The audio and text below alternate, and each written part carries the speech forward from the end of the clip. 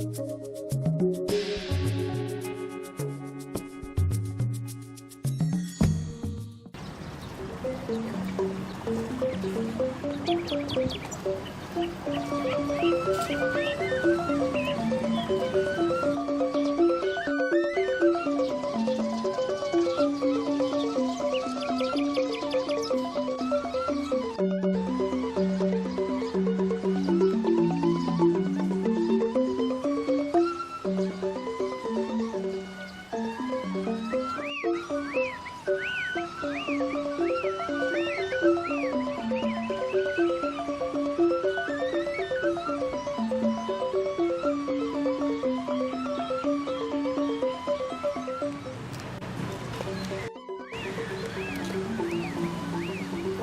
Swastiastu.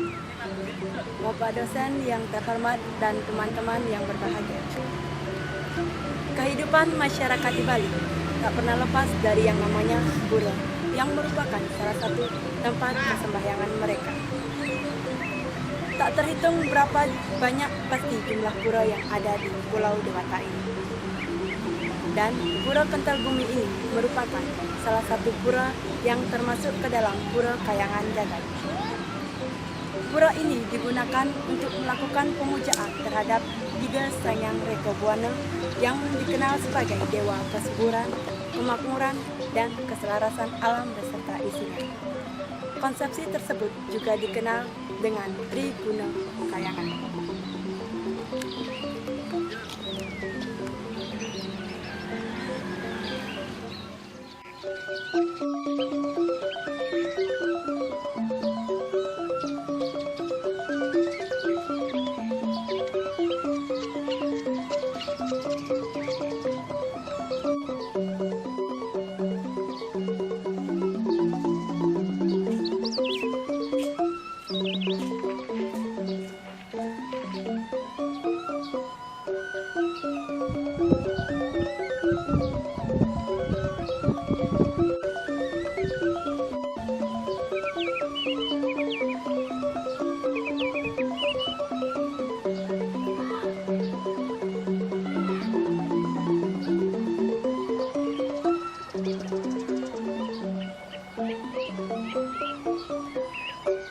Pura Agung Kental memiliki nilai historik yang sangat amat kental dengan keberadaan Empu Tuturan di Bali. Konon, pada saat itu Bali masih labil setelah pemerintahan Raja Mayadinda. Mendengar hal itu, Sang Resi sangat prihatin. Tidak segan-segan beliau dari Jawa menuju ke Bali untuk bertujuan mengembalikan Bali yang ajeg dan Bali yang aman.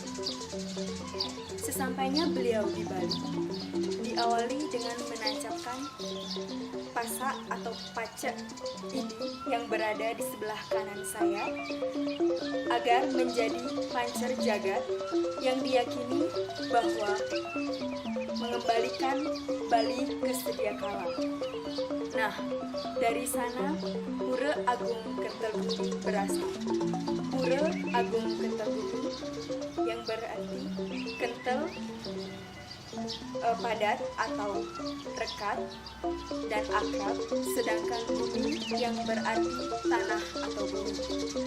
Bisa diartikan agar terwujudnya keakraban atau keajegan di muka bumi sehingga menjadi bumi yang stabil atau antek bumi.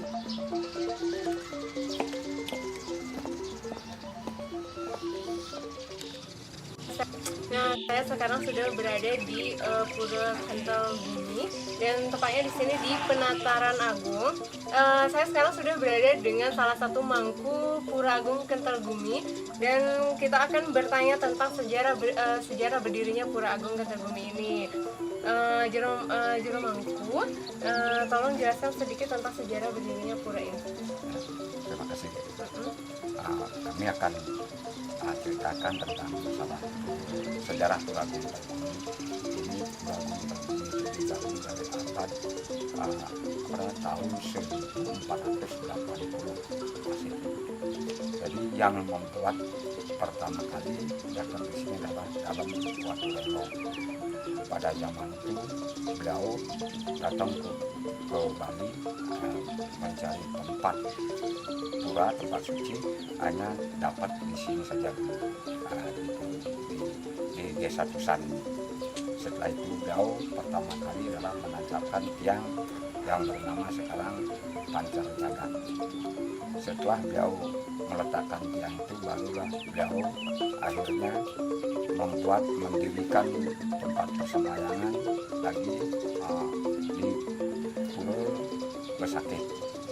Setelah selesai beliau itu membangun di Pura Besakeh, jadi beliau sampai upacara sudah selesai semua di sana, beliau pindah lagi membuat tempat sembahyang di Pura Batu.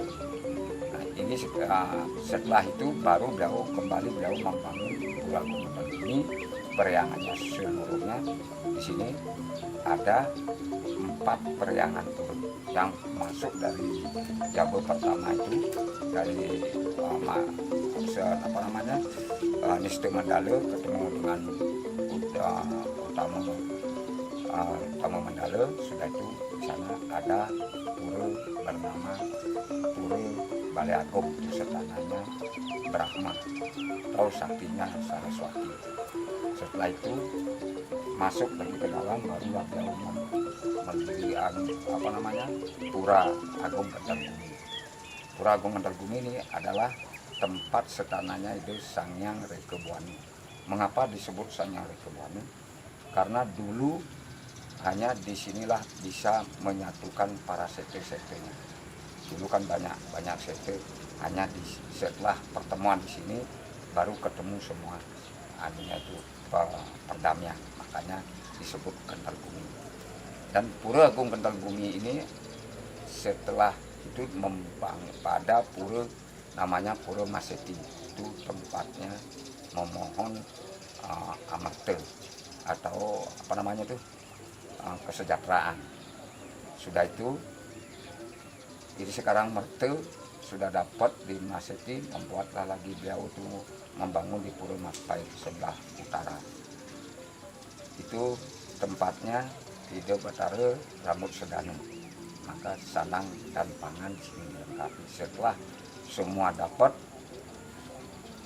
ilmu kita dapat di Balai Agung, di Saraswati, sudah itu nafkah kita dapat di Maseti, hanya harta kita dapat di Majapahit, sehingga menyatu akhirnya untuk mendegdagkan, artinya mengukuhkan adalah di Pura Agung Kentalbumi.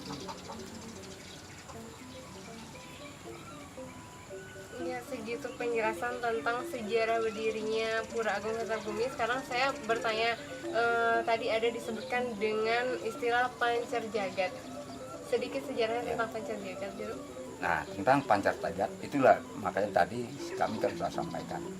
Pertama kali beliau sebelum beliau membangun periang-periang ini, untuk beliau meletakkan tiang pancar dulu pertama kali adalah di sini.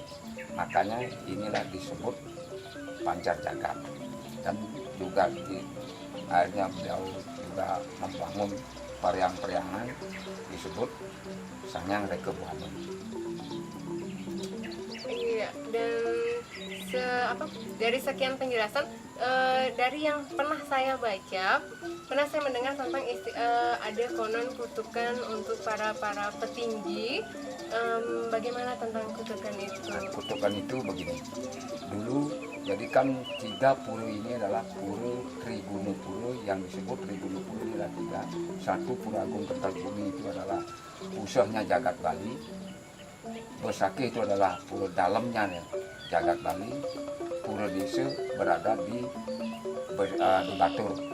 Jadi 3 tempat ini, 3 periangan suci ini, siapapun pada saat itu adalah yang mengelola pada saat itu adalah raja.